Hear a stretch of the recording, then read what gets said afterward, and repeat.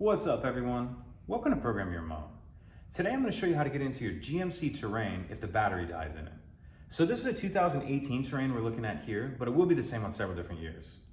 So in this situation, our car is locked and the battery has died, so our fob doesn't work. So what we need to do is take the emergency key from the fob. We're going to get that out by pressing this button on the bottom here, and the key will slide out like that. And we need to get access to the door lock cylinder that's under here on the driver's door. So if we look on the underside of the handle, we're gonna see this little notch right here.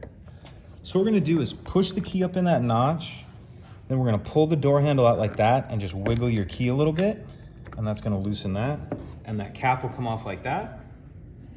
Then once we have this exposed, we can just put our key in there, and we'll turn it to the left or counterclockwise, and that's gonna open it.